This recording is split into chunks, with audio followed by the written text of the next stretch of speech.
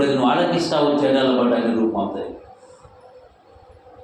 అందుగురించే నా కుమారా నేను చెప్పే బోధన ఆలోచించు. అది నేను కాపాడుతుంది. కంటికి అంటే ఏ విధంగా కన్ను ఏ విధంగా రెప్ప కాపాడుతుంది, వాక్యం నీలో ఉంటే కాపాడుతుంది. కింద పడి వెళ్ళే సందర్భాలు కాపాడుతుంది. నువ్వు ఒక చెడుల బాటు పోకుండా, ఏ చెడుల బాటు పాపం అనేది కోరికలు పోకుండా, పాపంలో పడిపోకుండా కాపాడుతుంది వాక్యం. సామెతల గ్రంథం 7:2-3 వచనంలో కంటికి ఏ విధంగా కంటికి రెప్ప ఎట్లుంటుందో నేను కాపాడుతుంది వాక్యం నీలో ఉంటే. అందు గురించే నువ్వు పాట పాడతావా, ఇద్దరికి పాట పాడి వాక్యం వినిపించు. నువ్వు సత్క్రియలతో చేస్తావా, దాన ధర్మాలు ఇచ్చి నువ్వు దేవుని యొక్క పేరిట చేసి నడిపిస్తావా, లేకుంటే సత్క్రియల ద్వారా చేస్తావా?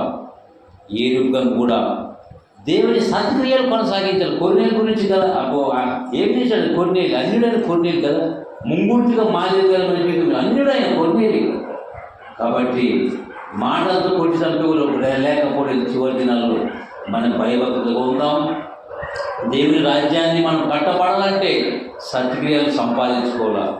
సత్క్రియలు లేని జీవితం శూన్యం. అందుగురించే దేవుడైన యెహోవా ఆకాశం నిలుచున్నాడు. ఆయన హృదయ తలంపులు లేనివాడు. ఆయన ఎవరు ఎంత ఉందో, ఎవరు ఎంత విశ్వాసం ఉందో, ఎవరు ఎంత ఎటువంటి అంటే హృదయ తలంపులు లేనివాడు.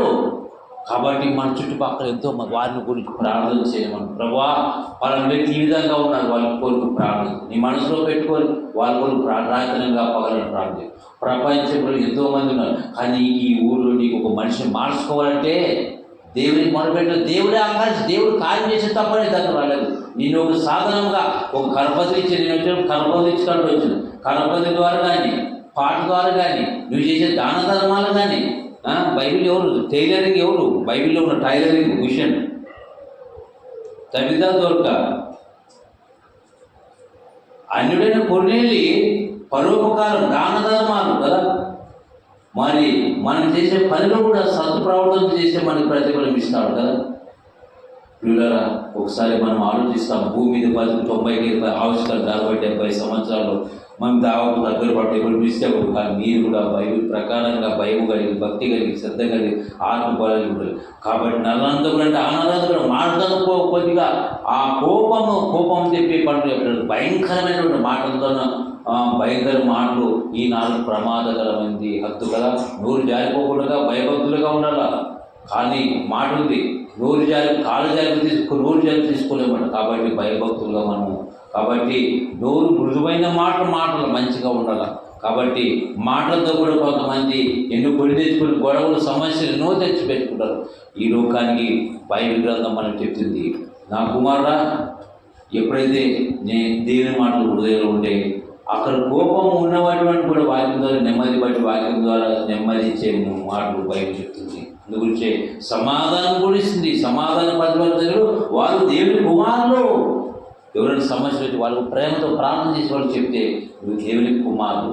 ఇంక దానికి కాలే మాటలు పెట్టులు వేస్తే అట్లా మనసులు లేకపోలేదు. కాబట్టి మనం ఆర్పేవారుగా సమాధానం పరిచేవారికి ఉన్నారు. ఒక కాలుతున్న కొట్టపై ఫోన్ చేస్తాం, అది ఆర్పేస్తాం. అట్లా సమాజం నశించి నాశనానికి పోయిన ప్రజలు ఎదురు ఉన్నారు. వారికి ఏ రూపంగా చెప్తావో, నీ మాట ద్వారా, కర్పతి ద్వారా, నీ జీవితం ద్వారా, సత్క్రియల ద్వారా చేస్తావో నీకు తెలుసు, దేవుడికి తెలుసు. నీవు చేసేటువంటి బలము, శక్తి దేవుని చేతులు సాధనాలుగా వాడుకోండి. దేవా నేను వాడుకుంటే సాయం చేస్తాడు. కాబట్టి బలం ఇచ్చాడని లోక సమాన కార్యక్రమాలకు, లోక సమానమైన పనులకు మనం పాల్పడకూడదు. ఆధ్యాత్మిక జీవితంగా జీవించడానికి ఒక పౌలు వలె సాధనాలుగా వాడబడాలంటే యేసుక్రీస్తు చెప్పిన మాటలు లోబడి బతకాలి. మంచి వయసుడికి రక్తం, మంచి వయసులో ప్రాణం పెట్టాడు. ఎవరు చేయని త్యాగం ఆయన చేశాడు. కాబట్టి రక్షణ భాగ్యం ఇచ్చాడు. కానీ తన సహోదరు మీద కయ్యను మరి ఆ హేబెలు మీద పడి ఎంత విచారంగా నరహంతుడని ఆ పేరు సంపాదించుకున్నాడు. అందరి పేరు హేమైన పేరు. మనము ప్రభువుని నమ్మినటువంటి క్రీస్తు నమ్మిన పిల్లలు మన సత్క్రియలు ఎలా ఉన్నాయో ఒకసారి ఆలోచించుకోండి. యేసు మన కొరకు ప్రాణం పెట్టాడు, మనం కూడా మన సహోదరుని ప్రాణం పెట్టాడు. భద్రమైన రామని వాక్యం. ఆయన శిలువలో ఎంత ఎగ్రమైనాడో బయలుదేరాడు మనం చూస్తే అనేక సార్లు చూసింటాం కదా. ఒకసారి ఆలోచించండి పిల్లల, దేవుడు ఎంతగానో యజ్ఞమైనాడు. ఆ శిలువ మరణాన్ని చూస్తే మనం ఎంతగానో ఆశ్చర్యం కలుగుతుంది. యేసు ఒళ్ళు చీల్చెను కుల కొరడా దెబ్బలే తలను గుచ్చెను మతముళ్ళ కిరీటమే, యేసు ఒళ్ళు చీల్చెను కుల కొరడా దెబ్బలే.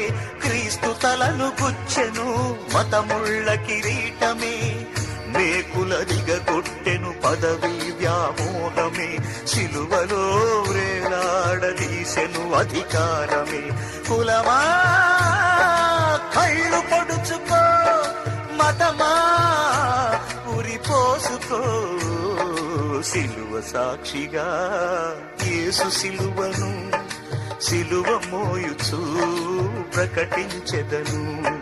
సిలువ సాక్షిగా యేసు సిలువను సిలువ మోయుచు ప్రకటించెదను.